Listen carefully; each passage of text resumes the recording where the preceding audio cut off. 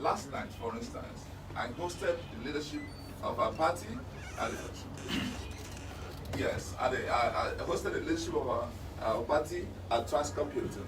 And in that, we had in the audience 5 aspirants and a few more who were not in application permission why they couldn't come. So the point is, we want to go into this, not as Valentine Osimo, but as a team of the aspirants, because that's one way victory will be assured. So be rest assured we're doing the needful to make sure to get everybody on board. So my name is Emmanuel from News Agency of Nigeria. A lot of people have spoken about your emergence and they believe that you are the right candidate for the party. But the issue is now going beyond the party to the people that have the mandates. Going from here, you are going into the election proper, campaign and all other stuff. What's your message for the people of Anambra in general? Again, I think this has been responded, but let me summarize it by saying this is a new dawn. This is where we begin to jettison the status quo and embrace a new reality. We want to change our story for good, and it's going to be by where governance is, basically activated in Anambra State. I want to return power to the people. I want them to be involved in what we do. And that's why one of the approaches we have adopted is what I call community-based approach, where they become part and parcel of the governance process. They own the process. And of course, when you do that, and you see that they are part of that process, and we begin to execute fiercely, there's nowhere they're not going to be excited about the outcome. So we have touched on the areas that we believe will be impactful, not just sector-wise. When I was talking about the areas, I missed out one of the most important things, which is security. If you ask the Anambra people, what is important to them? And we've done this over and over and over.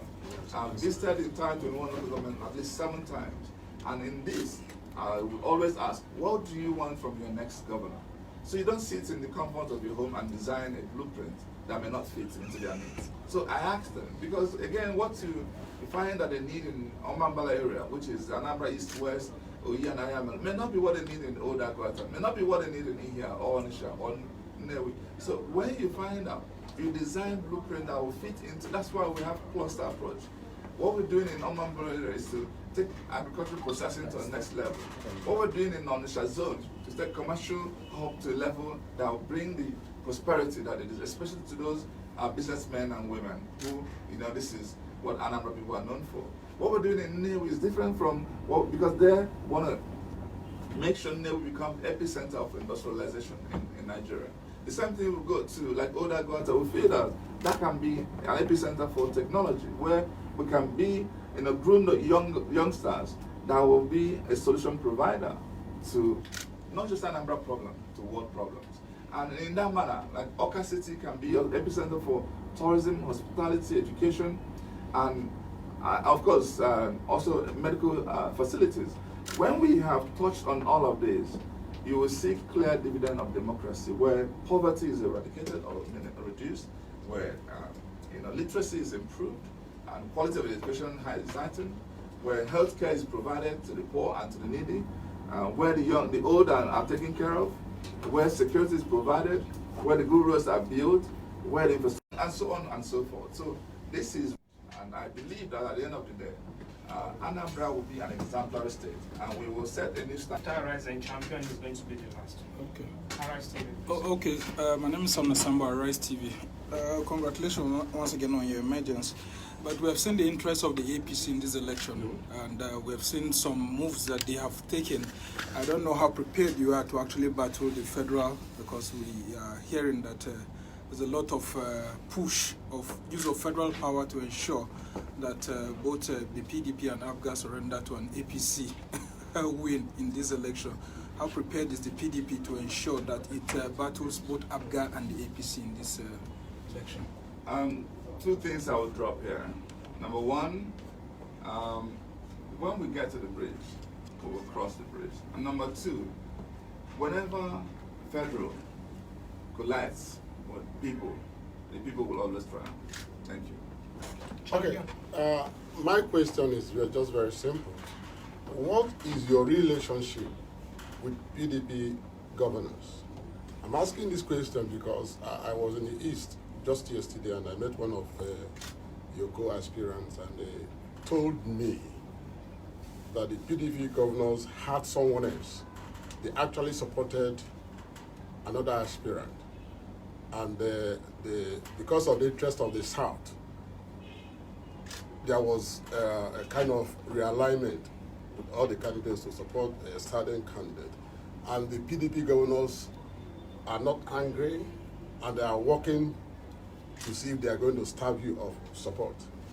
So what is your support? What is your take on that? Yeah, let me say this. I was hoping you would say you spoke to a PDP governor. Because when you do, you understand that I have their full backing. In the next few days, I will be embarking on a tour. I already have visited the leader of PDP in Imo State, and it's been wonderful, the reception we've received and the support they've pledged. I visited the leader of PDP in Ebonyi. The same thing, Parasanu. I can go and engage and check with him. You will find out that indeed we have the solidarity of Ebonyi and the leadership with us. I will be visiting the governor of Enugu State in the next few days, and that of Abia State, and make sure we cover the 5 states. Of course, we're coming from Anambra already. And this morning, I just had a meeting with His Excellency Peter Obi, who is our leader in Anambra State. And with all these men, we are assured of support from the Southeast. I'll go beyond that. Let me also remind you, most of these governors have been my friends long before now. So it's not a case of because I've emerged the kind of the party. And I can tell you that all you've been getting is speculation. It is not backed by any fact. And what is exciting is the number of calls I've received from major leaders of our party across Nigeria and beyond, congratulating me and letting me know how excited they are, because they know that indeed I'm not just another candidate. I am that candidate that can bring ultimately the victory. There's no election we've not had candidate of PDP, but we've seen one that will translate the candidacy to victory. And that's